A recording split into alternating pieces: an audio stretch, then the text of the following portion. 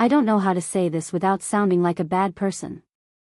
But maybe that's what I am now, or maybe I've just been starving so long I've stopped recognizing hunger as human. I'm Claire. I'm 34.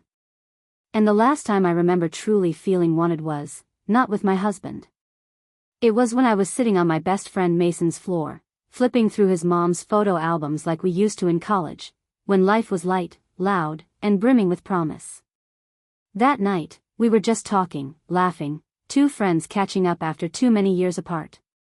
He'd made us drinks, and I was a little tipsy, warm in that safe, glowy way. He pulled out one of those dusty albums with cracked leather and said, "My mom used to take self-portraits. Before selfies were a thing." And I opened the book. And I saw her. Not just his mom in her 20s, beautiful, messy hair, bare shoulders in soft light, but something else. The intimacy in the way she captured herself. The softness in her gaze, the tension in her fingers like she was always almost reaching for someone. I said something stupid like, "Wow, she really saw herself." And Mason. He looked at me for a moment longer than he should have and said, "You haven't seen the deepest ones yet." His voice dropped when he said it. And I felt it, not in my stomach, not in my skin, but in that hollow part of me I'd been pretending wasn't empty. My husband Evan and I met when I was 25. He used to kiss me like he was afraid I'd disappear between his fingers. We'd fall asleep tangled in a mess of limbs, his breath hot on the back of my neck, his hand always searching for mine in the dark. But now, he kisses me like he's clocking out for the day. Quick, dry. A check mark. Cuddling has become functional, a leg draped over mine, heavy and uninvited, like an obligation. Even when he hugs me, it feels like I'm being contained, not held. I used to love Sunday mornings with him. Coffee. Silence. Our knees touching on the couch, his hand stroking the inside of my thigh like a quiet promise.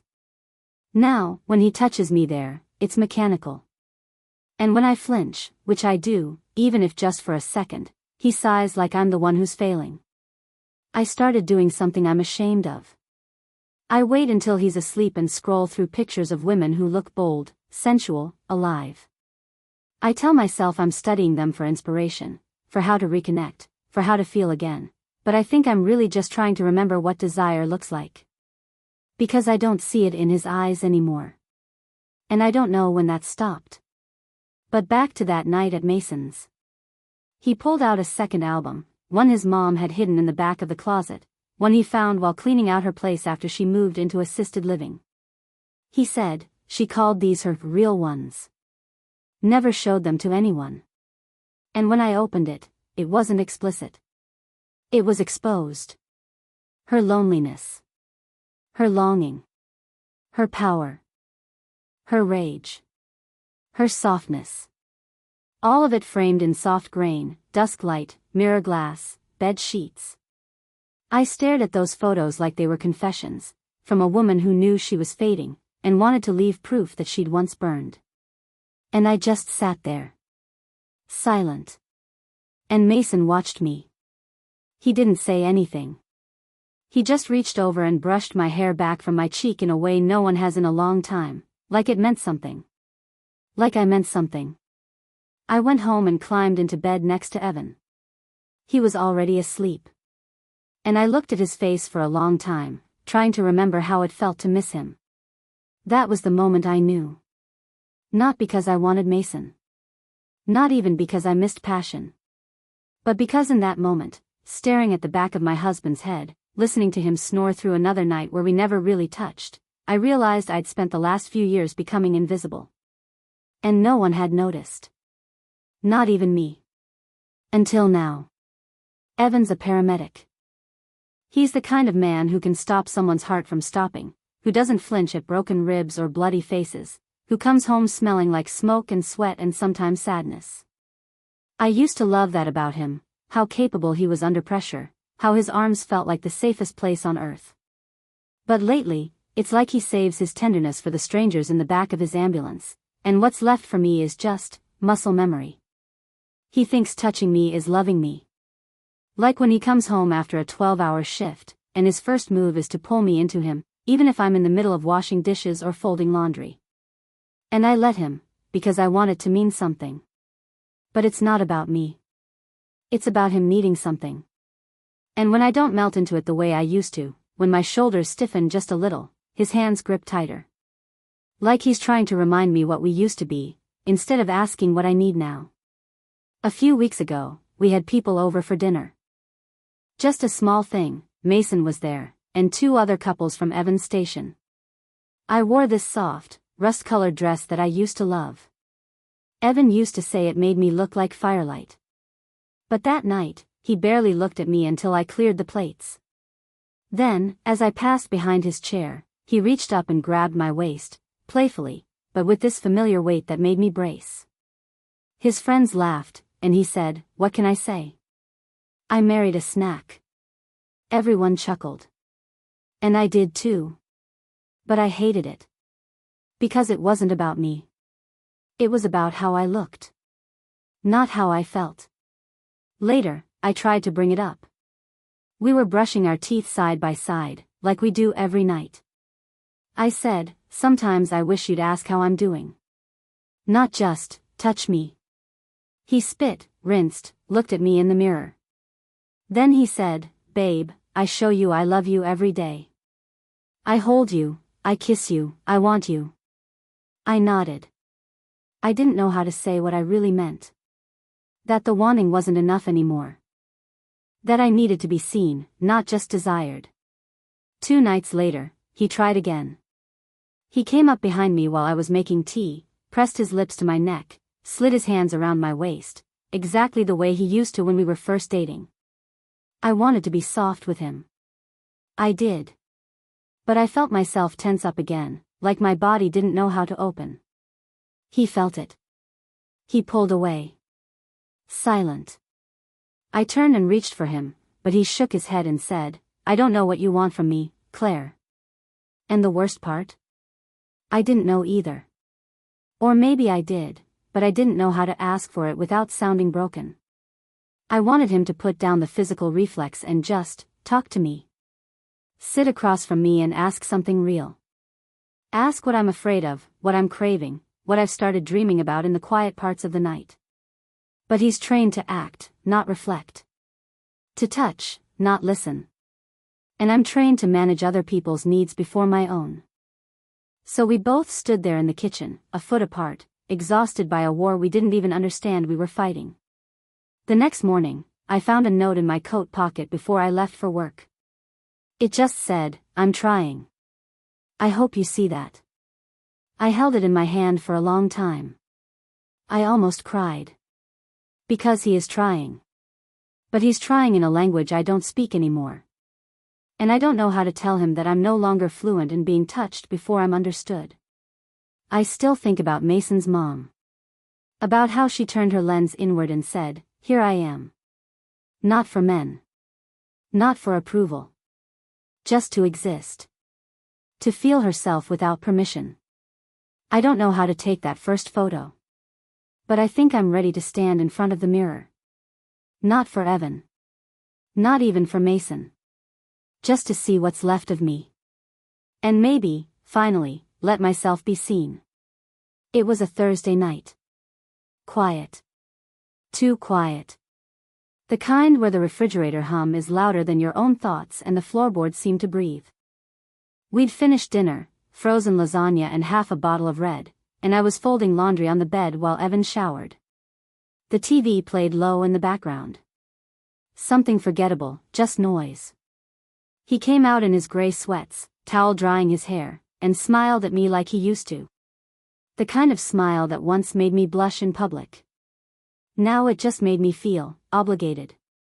"Come here," he said softly, walking toward me with wet hair and warm hands. "You've been on your feet all day." He moved behind me and started rubbing my shoulders. It was sweet, at first. Firm, thoughtful pressure. His thumbs knew exactly where the knots were. I wanted to relax into it. I really did.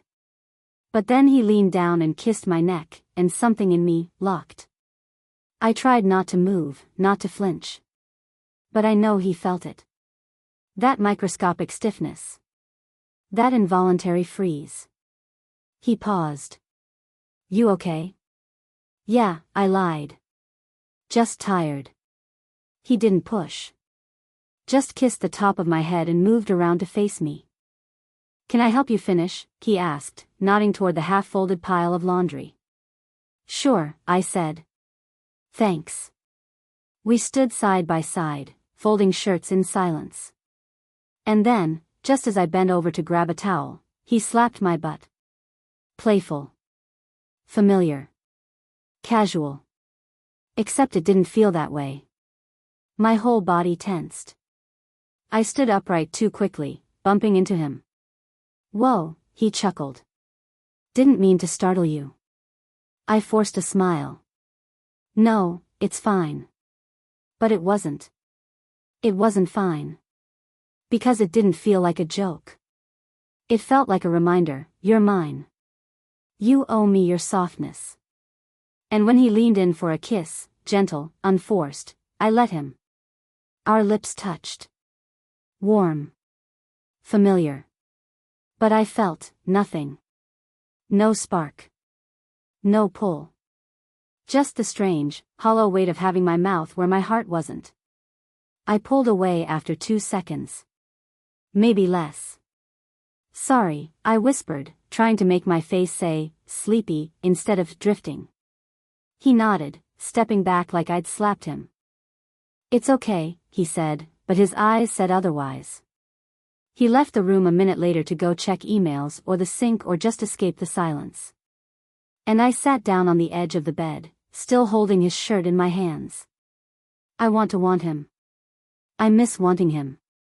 But lately, every touch feels like the start of something I'm not ready for.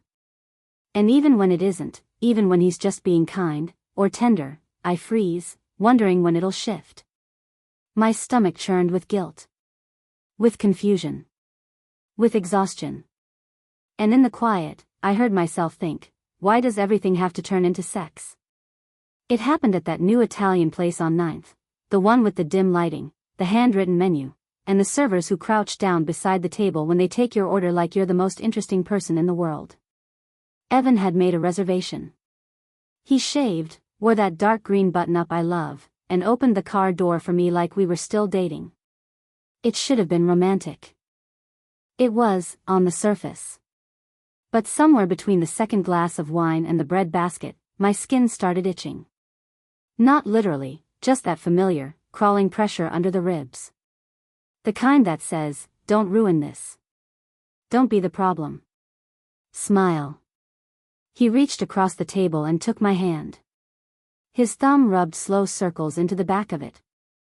You've been distant lately, he said, quietly. I thought maybe this would help us reconnect.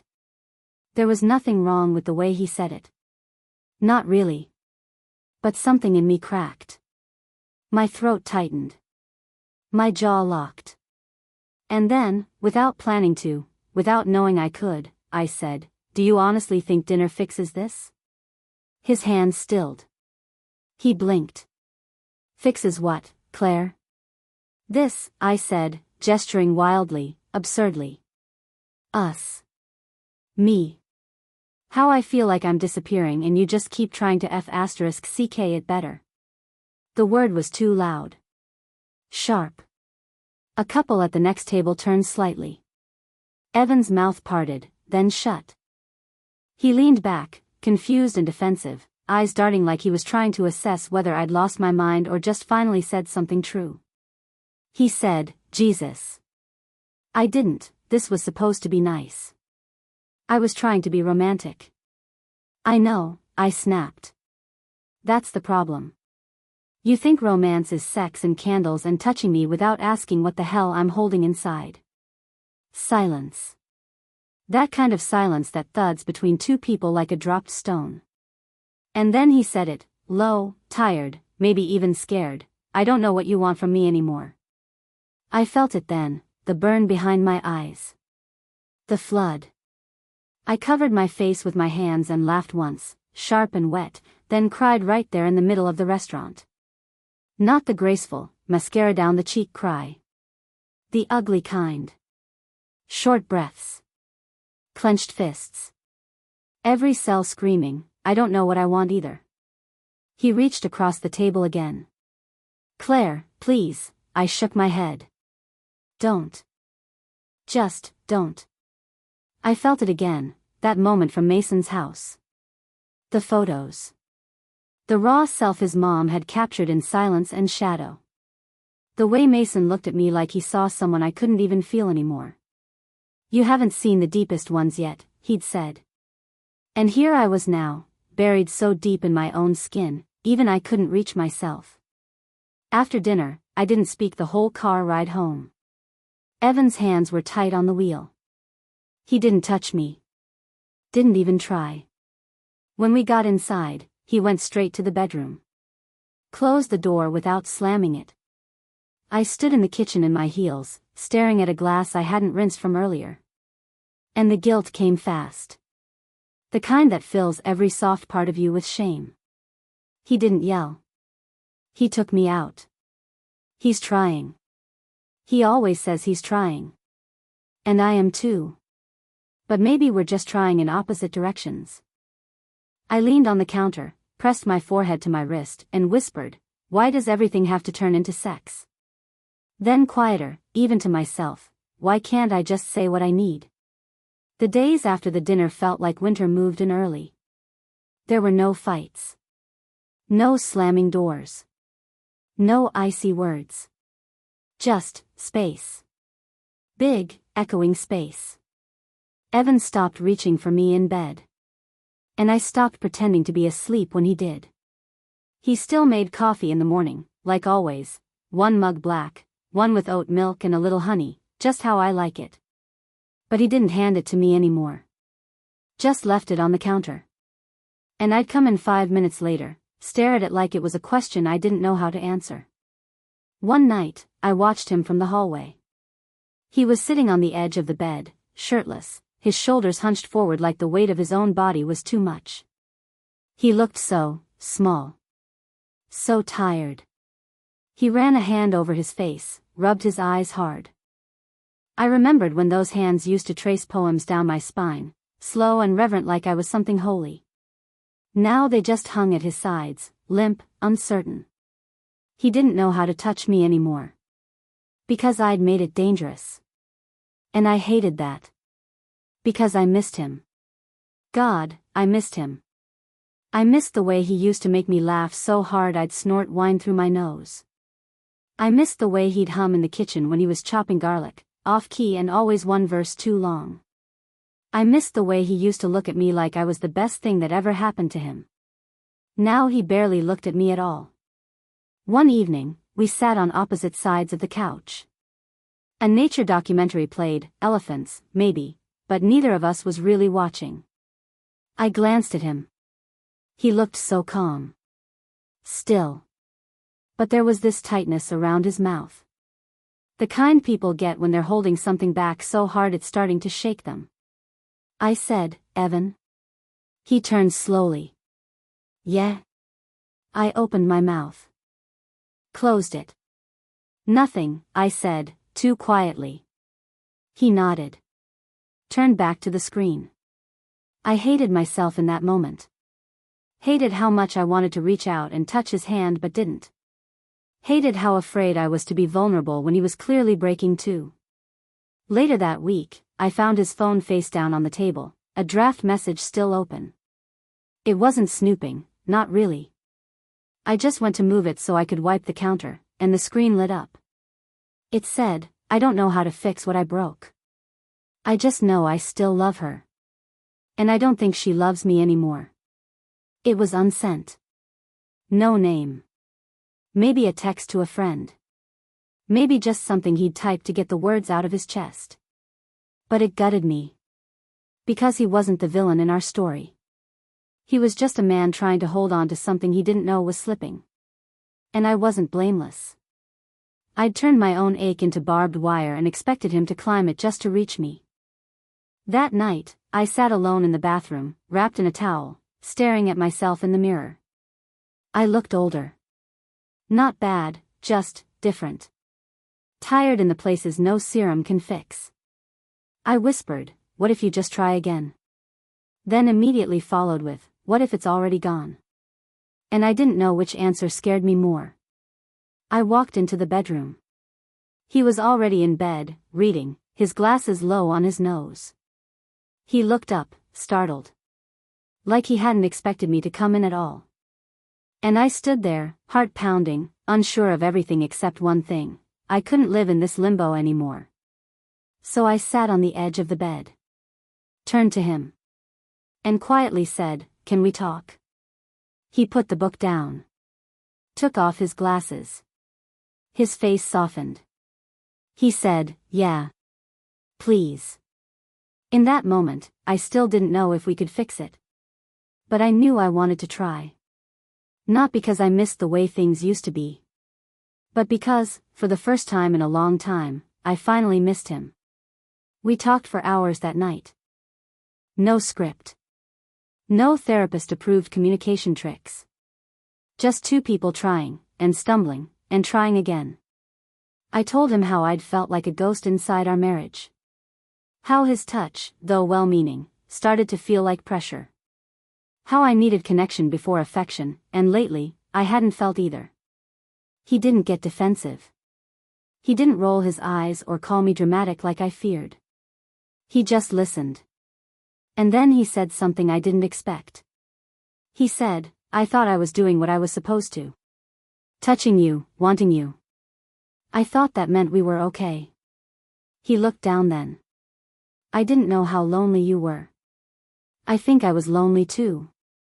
I just didn't realize it. Something about that, the way he said it so plainly, made my eyes sting. Not from pain. From the honesty. Because maybe that's what I'd been waiting for all along. Not a romantic dinner. Not sex. Just this, him, being real with me. We didn't fix everything that night. How could we? There were still cracks beneath the surface, things we hadn't figured out how to say.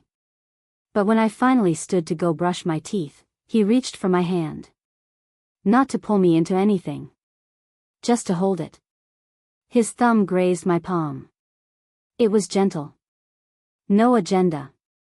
I stood there, still and aching, and said, can I sleep next to you tonight? Just sleep. He nodded. So I climbed into bed. And he lay beside me, not touching, not assuming, just breathing slow, like the sound of my presence was enough. A small part of me wanted him to wrap his arms around me. But a bigger part felt grateful that he didn't. At some point in the night, I rolled over. My hand brushed his. He stirred slightly, not waking. But then, almost instinctively, he moved just enough so our fingers rested together in the space between us. That tiny point of contact held more weight than 1,000 misplaced kisses. We're still fragile. Still learning. Still scared sometimes. But in the morning, he made coffee again, and this time, he handed it to me. Looked at me when he did. I didn't say, thank you. I just touched his wrist as I took it, soft and slow. It wasn't a solution. But it was a start. And for the first time in a long time, I didn't feel like I had to run. I just breathed, and stayed. End the story with the woman speaking directly to the listener, as if she's reflecting on everything. Let her explain what she learned about herself, relationships, desire, emotional intimacy. Whether or not the man stayed, the ending should feel resolved. Leave the viewer with a haunting, human message, the kind that sticks with them.